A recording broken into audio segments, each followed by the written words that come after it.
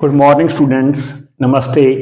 वाहिगुरु जी का खालसा, वाहिगुरु जी की फतेह। वालेकुम सलाम। वेलकम है आपका at the rate Future Saver Academy के केमिस्ट्री के हमारे +2 चैनल में, जिसमें हम कर रहे हैं केमिकल काइनेटिक्स। और कल के लिए मैं सॉरी फील करता हूं कि कल मेरा लेक्चर आपके लिए डिलीवर नहीं हो पाया, लेकिन आज हम जो इम्पोर्टेंट टॉपिक्स सभी कर रहे जा रहे हैं केमिकल काइनेटिक्स से। स्टार्ट करते हैं हम सीडो केमिकल रिएक्शन से साथ। तो चैप्टर नंबर 3 है हमारा केमिकल काइनेटिक्स। छुट्टियां आपकी ऑलमोस्ट खत्म हो चुकी हैं और अब स्टूडेंट्स टाइम बहुत इंपॉर्टेंट टाइम शुरू हो गया है। तो यहां पर हम स्टार्ट कर रहे हैं पहले सीडो। ये होता है हमारा सीडो केमिकल्स रिएक्शंस। इसकी डेफिनेशन समझनी है हमने कि सीडो केमिकल रिएक्शंस कौन सी होती हैं। मतलब कई बार क्या होता है कि जो रिएक्टेंट्स हों A+B और ये दोनों रिएक्टेंट्स हैं, ये बन गए प्रोडक्ट्स आपके। तो यहाँ पर जो इसकी रेट है ना, रेट डिपेंड करती है कंसंट्रेशन ऑफ रिएक्टेंट A की multiply by concentration of reactant B की। तो समटाइम एक जो स्पीशीज होती है ना A, वो अगर हायर क्वांटिटी में हो, B लेस क्वांटिटी में हो, तो ए की डोमिनेंसी ज्यादा बढ़ जाती है। तो रिएक्टेंट की जो रेट है ना, जो रेट है केमिकल रिएक्शंस की, वो ए के ऊपर ही डिपेंड करेगी। मतलब जो रिएक्शंस एक फैक्टर के ऊपर ही डिपेंड करे, रिएक्टेंट्स के एक मॉलिक्यूल के ऊपर डिपेंड करे, लगती हो दो के ऊपर डिपेंड करती है, ए और बी के, लेकिन एक्चुअली डिपेंड करे ए के ऊपर या बी के ऊपर, जिसकी कंसंट्रेशन ज्यादा होगी, उसे हम सीडो केमिकल रिएक्शन बोलते हैं। सीडो का मतलब फॉल्स होता है कि जो भरम में डालती हैं वो रिएक्शंस जो ट्रूली फर्स्ट ऑर्डर की नहीं होती, लेकिन कई रिएक्शंस अंडर कई कंडीशंस में वो फर्स्ट ऑर्डर की दिखती हैं, उसे बोलते हैं हम सीडो केमिकल रिएक्शंस। तो इसकी एग्जांपल्स हो सकती हैं, कुछ भी आप ले सकते हो।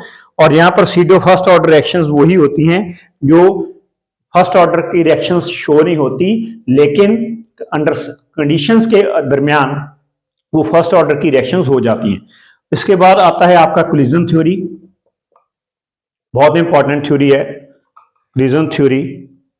एनर्जी और ओरिएंटेशन बैरियर हैं कोलिजन थ्योरी में। है पहले है एनर्जी बैरियर, हम डिस्कस करेंगे इसको डिटेल में, समझना थोड़े थ्योरेटिकल है एनर्जी बैरियर। और दूसरा है आपका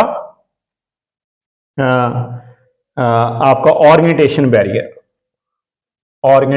बैरियर। मैं समझाता हूं अच्छी तरह से, प्लीज अंडरस्टैंड करना। एनर्जी बैरियर क्या होता है? जब भी कोई रिएक्टेंट्स प्रोडक्ट्स में कन्वर्ट होता है, तो उसको कन्वर्ट होने के लिए एक एनर्जी चाहिए, वो थ्रेशोल्ड एनर्जी होती है। Minimum energy required by the reactants to change into products, it is called a threshold energy.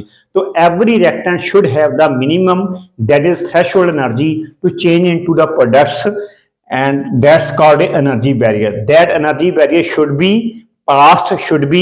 or you can say covered by the reactants to change into the products. And after that there is the orientation barrier. What do you mean orientation barrier, students? Orientation means direction.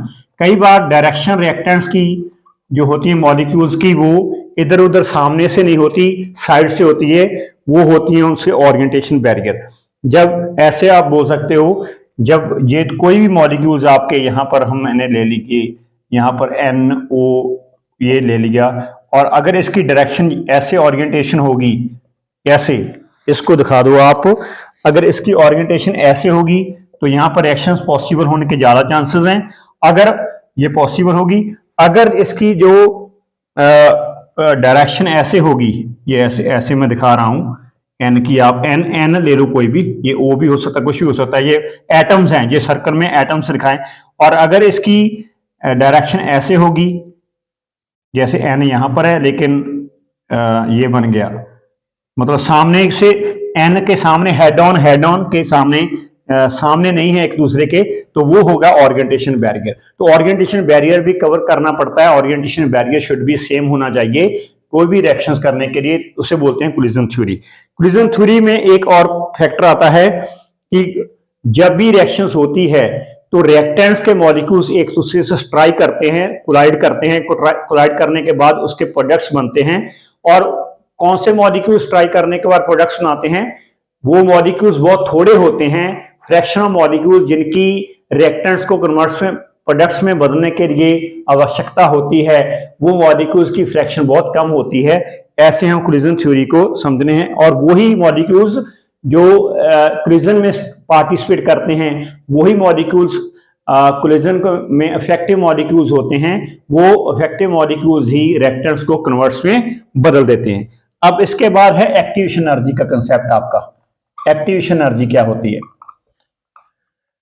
Activation energy मैंने आपको define करने के लिए मैं बताऊंगा कि activation energy होती क्या है। जब भी आप थ्रेशोल्ड एनर्जी की वैल्यू बात करोगे, थ्रेशोल्ड एनर्जी जो आपकी होती है ना, वो होती है activation energy plus energy of reactants. Activation energy activate करने के लिए जो रिएक्टेंट्स को प्रोडक्ट्स में बदलती है, तो थ्रेशोल्ड एनर्जी मिनिमम एनर्जी है जो चाहिए, वो किसके ऊपर डिपेंड करती है? यहां पर अगर ई आप कैलकुलेट कर लोगे तो वो होती है ई थ्रेशोल्ड एनर्जी माइनस कर दोगे आप ई ऑफ रिएक्टेंट्स, ठीक है ना। तो एक्टिवेशन एनर्जी के होगे मिनिमम एनर्जी में से रिएक्टेंट्स की एनर्जी आप अगर माइनस कर दोगे, वो आपकी एक्टिवेशन एनर्जी बन जाएगी। आपके लिए बहुत इंपॉर्टेंट है ये टॉपिक। प्लीज अभी तक जिन स्टूडेंट्स ने सब्सक्राइब नहीं किया, @फ्यूचर सेवर एकेडमी को सब्सक्राइब कर रही है। मैंने बहुत इंपॉर्टेंट टॉपिक्स अभी समझाने हैं, और यहां पर आपका जो एक्टिवेटेड कॉम्प्लेक्स स्टेट है वो समझना है आपने। Activated complex state, what is meant by activated complex state? Activated complex state एक ऐसी स्टेट होती है जहां पर रिएक्टेंट्स भी नहीं बनी होती और ना ही कोई फाइनल प्रोडक्ट्स होता है। जैसे मैं एग्जांपल ले लूं, ये H, यहां पर H और H हो गया, यहां पर दो आयोडीन मिल रहे हैं, तो यहां पर जो फाइनल तो यही होगा ना। फाइनल में H और I आपका रिएक्ट कर जाएगा। ये देखो आप, H और I आपका रिएक्ट कर गया, ये है आपका फाइनल प्रोडक्ट्स H और I का, ठीक है ना। लेकिन इससे पहले एक स्टेट यहां पर बनती है जहां पर H और I अपने आप बन भी रहे हैं और H और H के बीच भी बॉन्ड है और I के बीच भी बॉन्ड है। ये है आपका ये जो कंपाउंड स्टेट है, वो है activated complex state. Activated complex state is that state in which neither the you can say breakage of reactants or not the formation of the products। अभी ना रिएक्टेंट्स बने हैं ना ही प्रोडक्ट्स बने हैं, ये होती है एक्टिवेटेड कॉम्प्लेक्स स्टेट। अब रिएक्शन की प्रोग्रेस स्टूडेंट कैसे होती है, ये मैं आपको समझाता हूं कि रिएक्शन प्रोग्रेस कैसे करती है। हाँ, तो रिएक्शन प्रोग्रेस करने के लिए आपको एनर्जी के माध्यम से समझना पड़ेगा कि रिएक्शंस कैसे प्रोग्रेस करेगी। तो I will understand now, I will understand this topic to you, progress of a reactions। reactions की progress क्या होती है? आपको मालूम है कि जो यहां पर अगर मैं ग्राफ में समझा के दिखाऊं आपको, तो यहां पर है progress of a reaction, यहां पर है progress of a reaction, और इधर आप ले लोगे एनर्जी, यहां पर आ गई एनर्जी आपकी, और यहां पर जो एनर्जी है आपकी, ये रिएक्शंस है, रिएक्टेंट्स कन्वर्ट हो रहा है यहां पर, ये चेंज होके आपका प्रोडक्ट्स बन गया लास्ट पे, ठीक है ना। तो यहां पर आपकी जो एनर्जी है ये है रिएक्टेंट्स की, आर मींस रिएक्टेंट्स की, और ये एनर्जी है आपकी लास्ट में, यहां पर दिखाओ आप, यहां पर ही फिनिश कर दो, ये एनर्जी है आपकी प्रोडक्ट्स की, ठीक है ना, ये एनर्जी प्रोडक्ट्स की है। और यहां पर आपका है एक स्टेट बनती है जिसे ट्रांजिशन बोलते हैं, ट्रांजिशन एनर्जी आपकी, या थ्रेशोल्ड एनर्जी बोलते हैं, थ्रेशोल्ड एनर्जी बोलते हैं, ET सॉरी। और यहां पर थ्रेशोल्ड एनर्जी का मकसद क्या है हमारा? तो ये आपका A+B रिएक्टेंट्स हैं जो कन्वर्ट होके यहां पर क्या बनेंगे?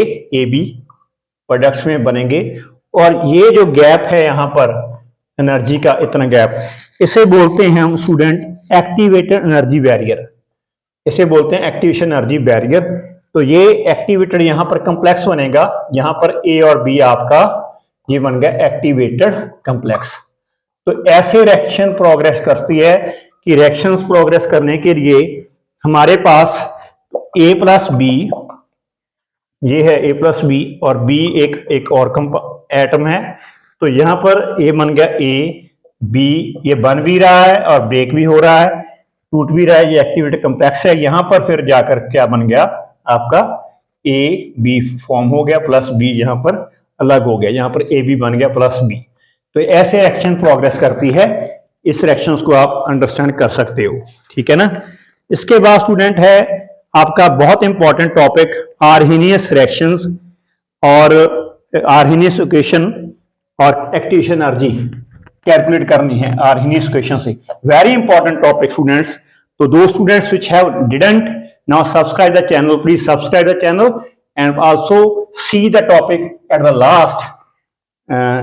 This is Arrhenius. It is called Arrhenius equation. And the Arrhenius equation, this is a term that is a K into, it is K E A actually constant, e raised to the power minus E A upon RT. This is the way, and A is called, this is the Arrhenius equation where A is Arrhenius factor. A is called Arrhenius factor. It's Arrhenius factor, and A is K is also constant. T is the temperature, R is the real gas constant, and E is the activation energy. So how it is to solve? Take the ln of log आपने ले लिया तो ln of a बन गया, यहाँ पर log लेगा, दो टर्म है ना, तो यहाँ पर log अलग लग जाएगा a के ऊपर, और यहाँ पर अगर log लगेगा उसकी जो पावर है ना e a upon R T वो आगे आ जाएगी और ln of e रह जाएगा। ln of e आपका होता है 1, तो ये बन गया रिलेशन आपका e a upon R T, ये बन गया आपका रिलेशन। अब इसको अगर आप कन्वर्ट करना चाहते हो एलओजी लॉग में, जो टेबल के ऊपर देखना चाहते हैं, तो यहाँ पर लॉग आ जाएगा और यहाँ पर फैक्टर आपके पास 2.303 के साथ आप इसको डिवाइड कर दो। तो अगर इसको आप ऐसे इक्वेशन में देखोगे y is equal to M X plus C में, तो आप क्या करोगे, y की जगह पर log k ले लोगे, आप ऐसे ग्राफ ड्रा कर दोगे, y की जगह पर इधर log k आ गया आपका, और x की जगह के ऊपर आप, x की जगह के ऊपर आप है आपका, आप देखोगे माइनस ई ए अपॉन 2.303 आर, ये आपका इधर हो गया 1/2, सॉरी 1/t होगा आपका, ये x आपका स्टूडेंट हो गया 1/t, ये 1/t हो गया टेम्परेचर, और दूसरी तरफ 1/t, और इसका जो ग्राफ होगा वो ऐसे बन जाएगा, ऐसे ग्राफ है। तो y is equal to m, m आपका स्लोप है, जो स्लोप आप कंपेयर करोगे तो वो बन जाएगा minus E A upon 2.303 C is intercept. तो this is the chapter, this is the topic for the today. Students आपने खूब अच्छी तरह से समझा होगा, तब तक के लिए स्टूडेंट्स आप इसको देखते रहना। Have a nice day, take care, bye.